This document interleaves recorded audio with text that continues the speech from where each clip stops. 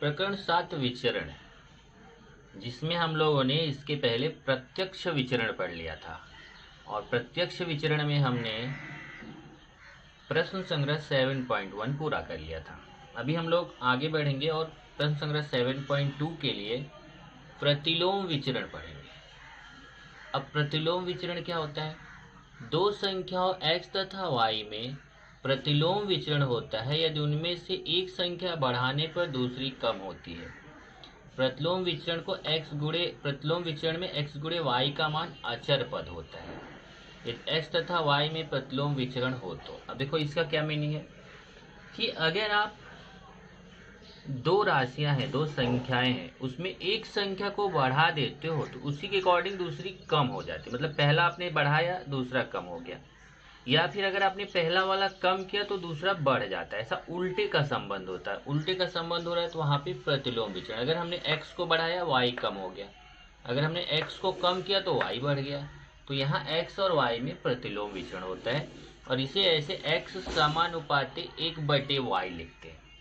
प्रत्यक्ष विचरण में हम कैसे लिखते थे? अगर आपको याद हो तो x समानुपाती y लिखते थे। इसमें क्या होता था? x को बढ़ाते थे y बढ़ता था, x को कम करते थे y कम होता था। लेकिन यहाँ उल्टे का संबंध है। x को बढ़ाएंगे तो y कम हो जाएगा, x को कम करेंगे y बढ़ जाएगा। मतलब इसको बढ़ा रहे तो ये कम हो रहा है, इसको कम करें तो ये बढ़ रहा है। यहाँ उल्टे का संबंध है तो x समानुपाती 1/y लिखेंगे। अब यहाँ से आप जानते हैं जब बराबर का चिन्ह यहाँ पे लगाएंगे, समानुपात का चिन्ह हटा के बराबर का चिन्ह लगाएंगे तो यहाँ पे k आ जाएगा। k का यहाँ गुणा हो जाएगा, k का 1 से गुणा होगा तो k/y।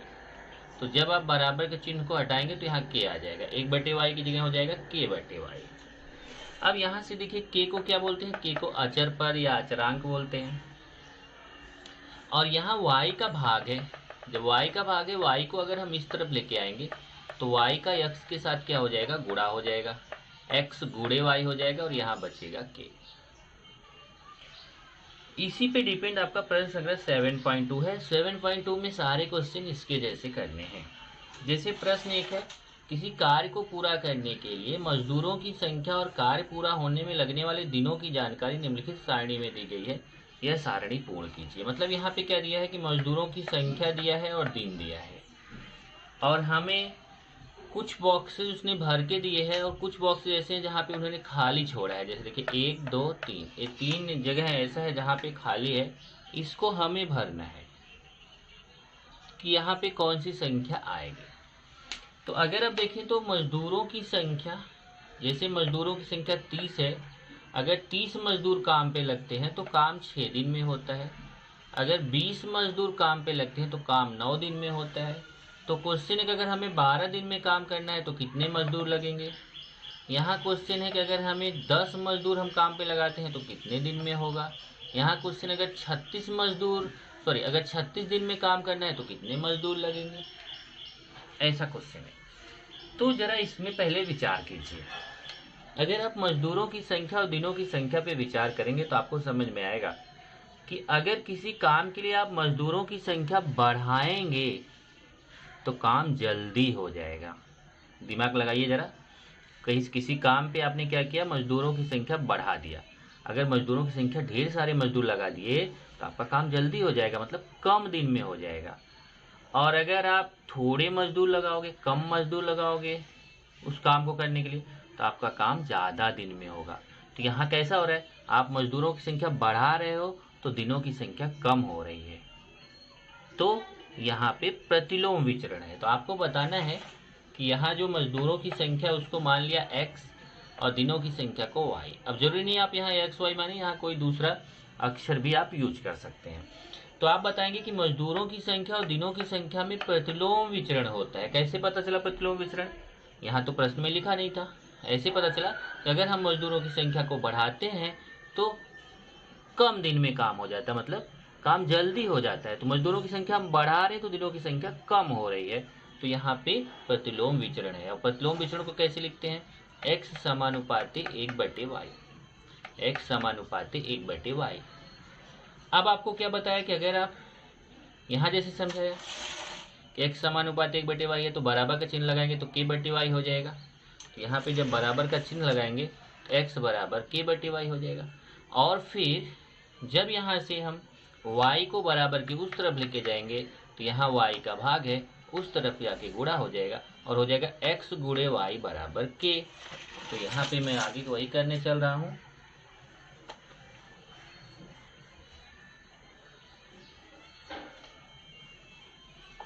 यहाँ पे हो जाएगा x गुणे वाई बराबर k। अब ये जो x गुणे वाई बराबर k है, यहाँ पे पहले लिख दीजिए जरा। यहाँ x बराबर k बटे वाई है, x गुणे वाई बराबर k क्या है? k यह अचर संख्या है या फिर अचर पद है। अब ये x गुणे वाई बराबर k आ गया। अब ये देखिए यहाँ पे मजदूरों की संख्या को x माना गया, दिन को y माना गया। मजदूरों की संख्या को हमने क्या माना है? x माना, और दिनों की संख्या को हमने क्या माना? y माना। तो x का मान कितना है? 30 और y का मान कितना है? 6। तो यहाँ पे आप क्या करिए, x बराबर 30 तथा y बराबर 6 रखने पर आप क्या करिए, x की जगह 30 रख दीजिए, y की जगह 6। तो चलो मैं इसको लिखने चल रहा हूँ, x गुणे वाई बराबर k, और मैं x की जगह 30 रखूँगा और y की जगह 6 रखूँगा। चेक करिए, x का मान 30, y का मान 6, तो ये समीकरण लिख लिया, x गुणे वाई बराबर k। और x का मान 30 है तो x की जगह 30 लिख दिया, गुणे y का मान 6 है तो y की जगह 6 लिख दिया। 30 में 6 का गुणा करिए तो k का मान कितना आ जाएगा? 30 में 6 का गुणा करिए, 3 6 18, 180 आ जाएगा। गुणा करना आपको आता है। 30 में 6 का गुणा किया, k का मान 180 आ गया। तो विचरण का समीकरण क्या हो जाएगा? x गुणे वाई बराबर k मतलब 180। तो आप लिखेंगे इसलिए विचरण का समीकरण क्या हो जाएगा? x गुणे वाई बराबर k का मान कितना है? 180। ये विचरण का समीकरण हो गया, x गुणे वाई बराबर k। अब इस समीकरण का फायदा क्या है? इस समीकरण का फायदा ये है, अब आप यहाँ पे अगर देखो, जैसे इसमें y का मान दिया है, अब ध्यान से देखिए, मैं इसको रफ करूंगा। अगर y का मान जैसे 12 दिया है तो मैं y का मान 12 रख के x का मान निकाल लूंगा। फिर एक बार मैं x का मान 10 रख के y का मान निकाल लूंगा, और फिर एक बार मैं y का मान 36 रख के x का मान निकाल लूंगा। ओके, 3 बार हमें ये काम करना है। तो चलिए बारी बारी से हम ये काम करते हैं। 3 बार में इसका मान हम यहाँ पे निकालेंगे। तो सबसे पहले x का मान यहाँ पे हमें निकालना है और y का मान दिया गया है। कितना? y का मान 12। चलिए पहला नंबर डालते हैं। पहला नंबर है y का निकालना है। y बराबर 12 तो x बराबर क्वेश्चन मार्क। अब चलिए ये जो समीकरण है इसको मैं लिखता हूँ, x गुणे वाई बराबर 180। इसमें x गुणे वाई की जगह 12 रखूंगा। अब 12 देखो, यहाँ देख लो, चेक करो, y का मान 12 है, x का निकालना है, x ऐसे लिखेंगे, y का मान 12 है, y की जगह 12 लिख देंगे। 12 का उधर पक्षांतर करेंगे, 12 का गुणा उस तरफ जाएगा तो 12 का भाग हो जाएगा। अब भाग देना आपको आता है, 180 में 12 का भाग देंगे तो 15 आ जाएगा। ऐसे ही दूसरा निकालते हैं। दूसरे में कितना दिया है? x का मान 10 दिया है तो y का मान पूछा है। फिर यही लिख देंगे, यही समीकरण बार बार लिखने का, x गुणे वाई बराबर 180, x गुणे वाई बराबर 180। अब चलिए x का मान 10 रख दीजिए, 10 गुणे वाई बराबर 180। देखिए x का मान 10 है तो x की जगह 10 रख दिया, y का निकालना है। 10 का गुणा है, 10 उधर जाएगा तो 10 का भाग हो जाएगा, 180 भागे 10। अब 180 में 10 का भाग देंगे, 0 0 कट जाएगा, 18 आएगा। 180 में 10 का भाग देंगे, कितना आएगा? 18। भाग देके आप चेक कर सकते हैं। फिर तीसरा निकालना है हमें, यदि y का मान 36 हो तो x का मान निकालना है, तो फिर से हम वही समीकरण लेंगे। देखो x गुणे वाई बराबर 180, यही समीकरण आपको बार बार लेना है। x गुणे वाई बराबर 180।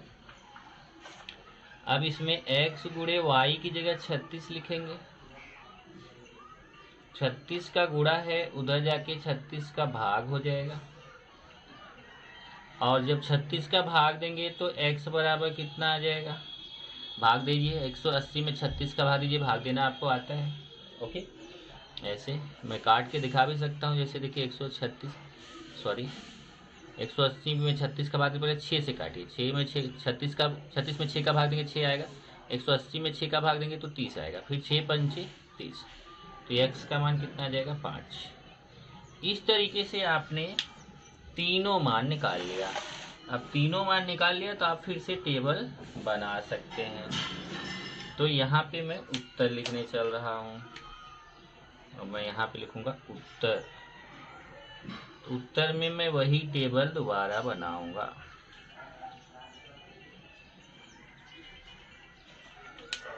और इसमें पहले वाले बॉक्स में क्या लिखा था, पहले वाले बॉक्स में लिखा था, फिर यहाँ 1 2 3 4 5, पहले वाले बॉक्स में लिखा था यहाँ पर मजदूरों की संख्या, मजदूरों की संख्या, और दूसरे वाले बॉक्स में क्या लिखा था, दिन। अब मजदूरों की संख्या यहाँ कितनी थी, यहाँ थी 30 और 6। अब आप बोलोगे 20 और 9 का यूज नहीं हुआ, आप जहाँ 30 और 6 का यूज किए थे वहाँ 20 और 9 का करते तो भी उतना ही आंसर आता। यहाँ 12 है, यहाँ 10 है, यहाँ 36 है। जो भरना है उसको मैं रेड पेन से लिख दे रहा हूँ जिससे समझ में आए आपको। देखो जब y का मान 12 था तो x का 15 आया। देखिए जब y का मान 12 है तो x का 15 है। फिर जब x का मान 10 है तो y का 18 आया, x का मान 10 तो y का 18। और फिर जब y का 36 है तो x का मान 5 आया। देखिए y का मान 36 है तो x का मान 5। ये आपका हो गया उत्तर। प्रश्न 2 देखेंगे। प्रत्येक उदाहरण में, उदाहरण मतलब प्रश्न में, प्रत्येक उदाहरण में विचरण के अचरांक ज्ञात कीजिए तथा विचरण के समीकरण लिखिए। मतलब इसमें कुल 4 प्रश्न दिए गए हैं, और उन चारों प्रश्नों में हमें क्या करना है कि विचरण का अचरांक मतलब अचर पद k का मान निकालना है, और विचरण का समीकरण, बस 2 ही चीज निकालना है, विचरण का अचरांक और विचरण का समीकरण। ओके, चलिए यहाँ पे मैं पहला क्वेश्चन चलता हूँ। क्योंकि यहाँ क्या दिया है, P समानुपाती 1/q। देखिए P समानुपाती 1/q दिया है। इसका मतलब हुआ कि अगर मैं समानुपात का चिन्ह हटाऊंगा तो ये k हो जाएगा, k/q, और q को मैं इधर लाऊंगा तो p गुणे q बराबर k हो जाएगा। k क्या है, अचर पद या अचरांक है। अब मैं यहाँ पे मान रखूंगा। देखो p का मान 15, q का मान 4, p बराबर 15 तथा q बराबर 4 रखने पर, अब चलिए मैं इसको समीकरण को लिखता हूँ। p गुणे q बराबर k है। देखिए p गुणे q बराबर k, और मैं p की जगह 15 लिख दूंगा तो p की जगह 15 गुणे q की जगह 4 लिख दूंगा। 15 चौका 60, k बराबर 60 आ गया। यही k का अचरांक का मान है। तो हम विचरण का समीकरण लिखेंगे। विचरण का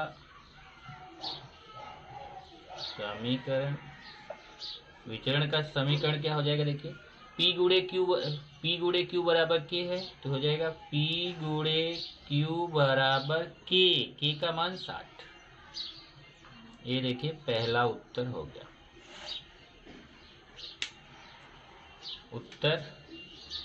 पहला उत्तर क्या हो गया, मैं यहाँ पे उत्तर लिख देता हूँ। विचरण का अचरांक k बराबर 60, और दूसरा विचरण का समीकरण P गुणे Q बराबर 60। ये देखिए, इसी तरीके से आपको बाकी क्वेश्चंस भी करने हैं। जैसे दूसरा है Z, दूसरा क्वेश्चन है Z समानुपाते 1/W, यहाँ समानुपात का चिन्ह है, और Z बराबर 2.5, तब W बराबर 24। ये देखिए, ये दिया गया है 24 है। तो यहाँ पे भी वैसे ही करेंगे हम। देखिए, Z समानुपाती 1/W, तो ये Z बराबर करेंगे तो K/W हो जाएगा। K क्या है? अचर पद है, और फिर W इधर आएगा, Z गुणे W बराबर K हो जाएगा। ओके, यहाँ पे लिख देते हैं K अचर पद है, K अचर पद है। अब मान रखेंगे, देखो Z का 2.5 है, W का 24। Z बराबर 2.5 तथा W बराबर 24 रखने पर, तो यहाँ देखिए Z गुणे W बराबर K है, तो Z की जगह 2.5 गुणे W की जगह 24 बराबर K। अब आप क्या करिए, यहाँ पे 24 में 2.5 का यहाँ गुणा कर दीजिए। तो 24 में 2.5 का गुणा करेंगे तो 25 चौका 100, 25 दूनी 50, 10 60, 60 आ जाएगा। तो K बराबर कितना आ जाएगा यहाँ पर? 60। तो यहाँ लिखेंगे K बराबर 60।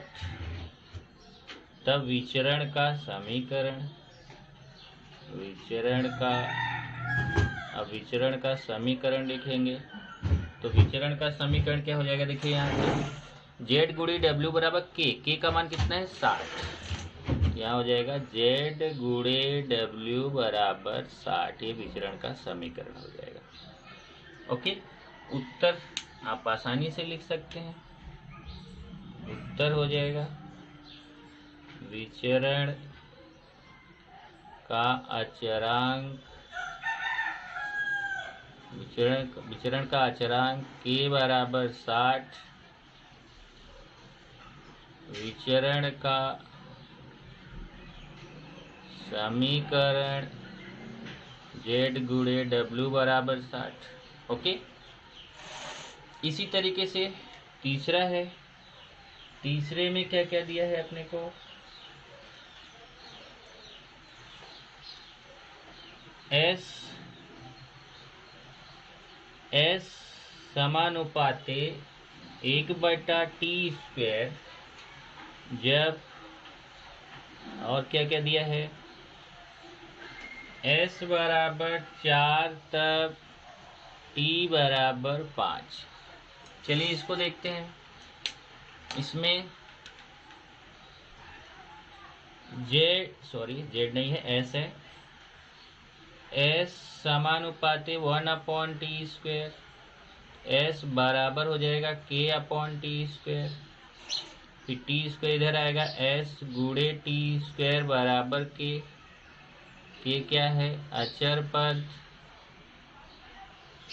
तब मान रखेंगे S बराबर 4, T बराबर 5,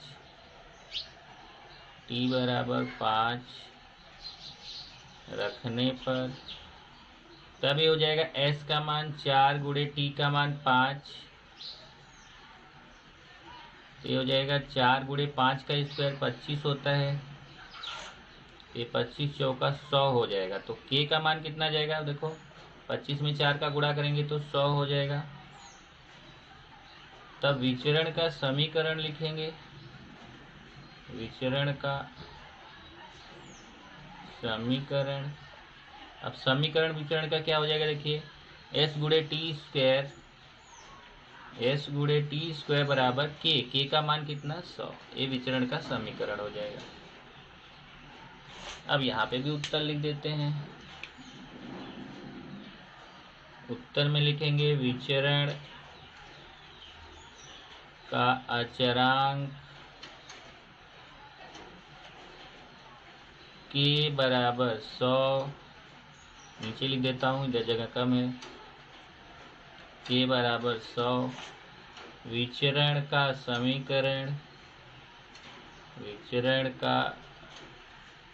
समीकरण, वो भी लिख देता हूँ नीचे, s गुणे टी स्क्वायर बराबर 100। इसी तरीके से इसका चौथा क्वेश्चन है, ये मैं आपको होमवर्क दे देता हूँ। देखो इसमें 4 है, दूसरे प्रश्न में कुल 4 है, तो चौथा मैं आपको होमवर्क दे देता हूँ, ये आपको खुद से करना है। प्रश्न 3 है, सेबों के ढेर से सभी सेब पेटी में भरे जाते हैं। यदि प्रत्येक पेटी में 24 सेब रखें तो उसे भरने के लिए 27 पेटियां लगती हैं। यदि प्रत्येक पेटी में 36 सेब रखें तो उसे भरने के लिए कितनी पेटियां लगेंगी? ये क्वेश्चन है। देखो इसमें क्या है, क्या क्या चीज़ है, एक तो सेब है, सेबों की संख्या उसको x मान लिया, और उसके बाद जिसमें सेब भरना है वो पेटी है, पेटियों की संख्या y। अब सबसे पहले ये चेक करना है कि यहाँ पे प्रत्यक्ष विचरण है कि प्रतिलोम विचरण है। तो उसके लिए क्या करेंगे, उसके लिए देखेंगे कि सेबों की संख्या, अगर आप एक पेटी में ज़्यादा सेब रखोगे, ध्यान से सुनना, अगर आप एक पेटी में ज़्यादा सेब रखोगे तो आपको कम पेटियों की आवश्यकता पड़ेगी, मतलब थोड़ी पेटी में ही आपका काम हो जाएगा। लेकिन अगर आप एक पेटी में कम सेब रखोगे तो आपको ज़्यादा पेटियों की आवश्यकता पड़ेगी। मतलब अधिक सेब रख रहे हो, एक पेटी में अधिक सेब रख रहे हो तो आपको कम पेटी की आवश्यकता है, और एक पेटी में आप कम सेब रख रहे हो तो आपको अधिक पेटियों की आवश्यकता है। इसका मतलब यहाँ प्रतिलोम विचरण है, सेबों की संख्या और पेटियों की संख्या में प्रतिलोम विचरण होता है। तो यहाँ पे x समानुपाती 1/y हो जाएगा, फिर x बराबर k बटे y हो जाएगा, तो आपको समझा है। y इधर आएगा, x गुणे y बराबर k, क्या है, अचर पद है।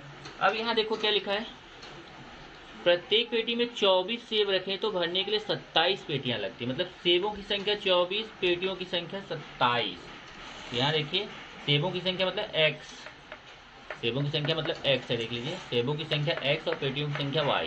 तो सेबों की संख्या x का मान 24 दिया है और पेटियों की संख्या y का मान 27, इसमें रख देंगे। तो इसको लिख दिया x गुणे y बराबर के, x का मान 24 है, x की जगह 24 रख दिया, y का मान 27 रख दिया बराबर के। 24 में 27 का गुणा करिए, गुणा करना आपको आता है। 24 में 27 का गुणा करेंगे तो k का मान आ जाएगा, गुणा करके 648। यही k का मान इस समीकरण में रख दीजिए, x गुणे y बराबर k का मान 648 रख दीजिए। इस तरीके से x गुणे y बराबर 648, फिर से चेक कीजिए, x गुणे y बराबर k का मान कितना है, 648, तो k की जगह 648 रख दिया। ये विचरण का समीकरण हो गया। अब ये जो विचरण का समीकरण है, इसमें हम देखेंगे कौन सा मान दिया है, कौन सा निकालना है। इधर देखिए 36 सेब, मतलब सेबों की संख्या दी गई है, और पेटियों की संख्या, कितनी पेटियां लगेगी, मतलब पेटियों की संख्या निकालना है। तो सेबों की संख्या मतलब x का मान 36 दिया है, और पेटियों की संख्या मतलब y का मान निकालना है। यहाँ पे लिख दिया x बराबर 36, तो y निकालना है। यही जो समीकरण है विचरण का, x गुणे y बराबर 648, इसी में मान रखेंगे। यहाँ पे देखिए मैं x का मान 36 दिया, x की जगह 36 गुणे y बराबर 648, फिर 36 का गुणा उस तरफ जाके भाग हो जाएगा। अब इसको काट के दिखाता हूँ। इसे मैं इसको 6 से काटूंगा, ये 6 आएगा, इसको 6 से काटूंगा 108 आएगा, भाग देना आपको आता है। फिर इसको 6 से काटूंगा 18 आएगा। आप चाहे तो ऐसे 648 भागे 36 करेंगे तो भी 18 आएगा। तो ये आपको आ गया कितना, 18। तो इस तरीके से आपको उत्तर आ गया। पेटियों की संख्या कितनी होगी, 18। पेटियों की संख्या कितनी लगेगी, 18। ये हो गया उत्तर।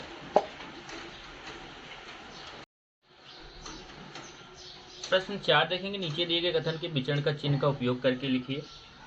पहला क्वेश्चन है, ध्वनि के तरंग दैर्घ्य की लंबाई l और बारंबारता f में प्रतिलोम विचरण है। अब देखिए प्रतिलोम l और f में प्रतिलोम विचरण है, तो कैसे लिखेंगे उसको, l समानुपातिक 1/f। मतलब विचरण के चिन्ह का उपयोग करके लिखना है, मतलब कि आपको देखना है यहाँ प्रतिलोम विचरण लिखा है तो देखो l और f में प्रतिलोम विचरण है तो l समानुपातिक 1/f। अगर लिखा होता l और f में प्रत्यक्ष विचरण है तब हम लिखते L समानुपाते F, लेकिन प्रतिलोम बोला है तो L समानुपाते 1/F। दूसरा, दिए गए प्रकाश की तीव्रता I और दिए के प्रकाश की तीव्रता I और दिए तथा पर्दे के बीच की दूरी d के वर्ग में प्रतिलोम विचरण है। अब देखिए, प्रकाश की तीव्रता I और ये दूरी है, दूरी के वर्ग मतलब स्क्वायर, तो दूरी d का वर्ग से प्रतिलोम विचरण I का d के वर्ग मतलब d के स्क्वायर का प्रतिलोम विचरण मतलब 1/d², I समानुपाती 1/d²। तो केवल विचरण के चिन्ह का उपयोग करके लिखना था, ये डायरेक्ट उत्तर है इसका। बस यहाँ पे आपका ये खत्म हो जाता है। बाकी इसके बाद प्रश्न 5 है और प्रश्न 6 है, प्रश्न 5 भी कट है, प्रश्न 6 भी कट है, और इसके बाद आपका जो प्रश्न संग्रह 7.3 है, 7.3 वो भी कट है। तो इतना कट है, प्रश्न 5 नहीं पढ़ना, प्रश्न 6 नहीं पढ़ना, प्रश्न संग्रह 7.3 नहीं पढ़ना। अगले लेक्चर में हम डायरेक्ट 8वां चैप्टर पढ़ेंगे।